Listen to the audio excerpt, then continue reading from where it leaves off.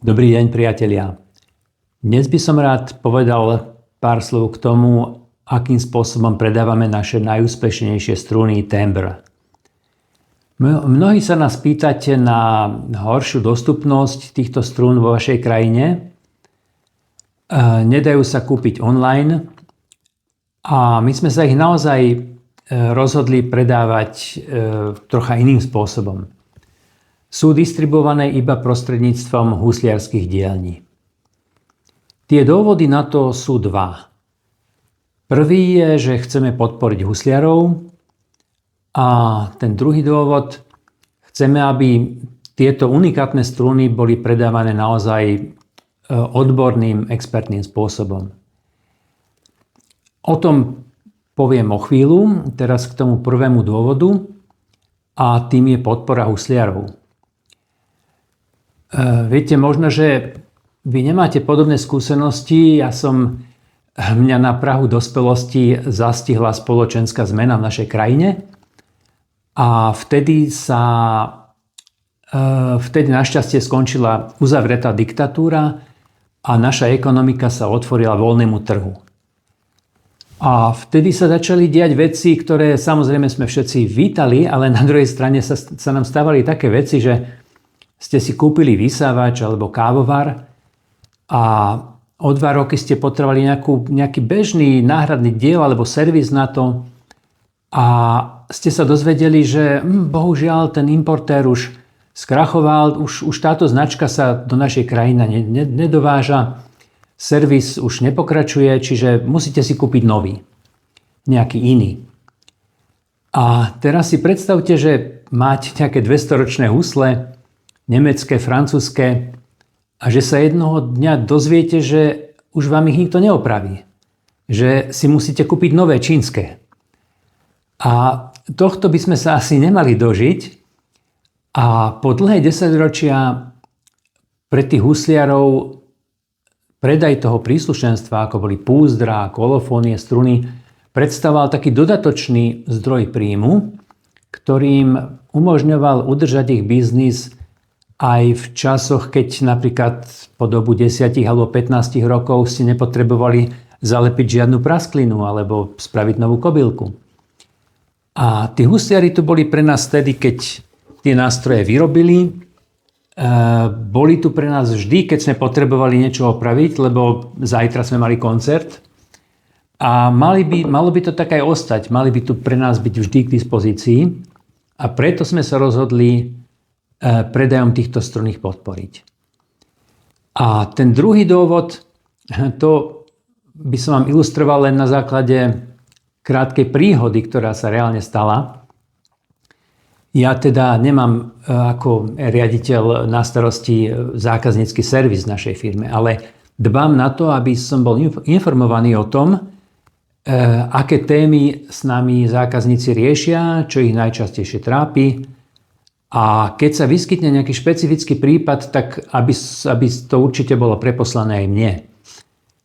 A raz nás kontaktoval jeden mladík s tým, že si kúpil naše Amber struny a že sa mu celkom páčia, ale že mu nehrá G struna. Že má nejaký zvláštny zvuk a vôbec tá odozva, že je zlá, že si ju prosí vymeniť.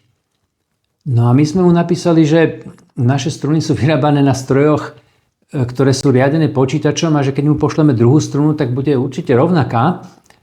Že jednak či si je istý, že má v poriadku nástroj a potom teda ak si je istý, tak môže ju poslať naspäť na preskúmanie a sa k tomu vyjadríme. No a tak sme naozaj dostali strunu naspäť, sme ju vyskúšali, tá struna bola absolútne v poriadku, to sme mu aj napísali. A on medzi tým napísal, že ešte si stihol kúpiť inú našu sadu, myslím Brilliant, a že zaujímavá vec, že taký istý problém, tá G-struna zas mu nehrá, že evidentne tie G-struny nejak nevieme robiť, tak prechádza k inej značke. No a tým pádom ten prípad bol pre nás vyriešený, lebo on vyriešený nebol, ale ako pomôžete zákazníkovi takto na diaľku, keď nemáte možnosť si pozrieť jeho nástroj, nemáte možnosť si na to zahrať. Čiže bohužiaľ viac sme pre neho spraviť nemohli. A on nás potom, kontaktoval na nejakej výstave osobne. Prišiel za nami, že počul, že tie naše timbre struny sú vynikajúce, že kde ich môže kúpiť. A pripomenul nám túto príhodu, že hovorí, viete, ja som vás vtedy kontaktoval ohľadne tých G strún, že mal som tam problém. A ja mu hovorím, no fajn, a teda akú značku ste si nakoniec vybrali, že aká vám tam sedí, že vyriešil váš problém.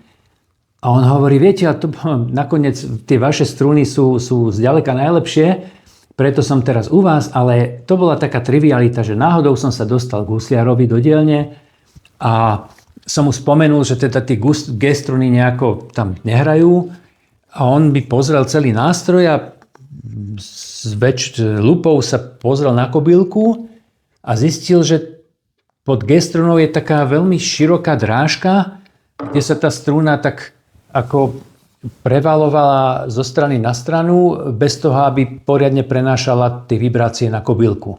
Mala tam skrátka taký extra priestor, ktorý tam nemá samozrejme čo robiť.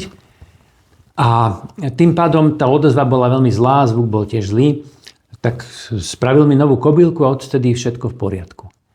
No, čiže hovorím, veľmi som rád, že ste si vyriešili nakoniec problém, ale keby ste začali u husliara, tak ste si ušetrili mnoho frustrácie, peňazí, času. Čiže toto je dôvod, prečo si myslíme, že nie je zlé raz za čas navštíviť husliara, aby vám pozrel, či ešte, ja neviem, kobylka je v poriadku, duša či stojí tam, kde má, či sa neotvára nejaká prasklina vám na husliach. A keď už idete kúpiť teda strúny. Čiže naše strúny môžete kúpiť u husliarov, ktorých majú v ponuke, samozrejme, ktorí sa u nás zaregistrovali.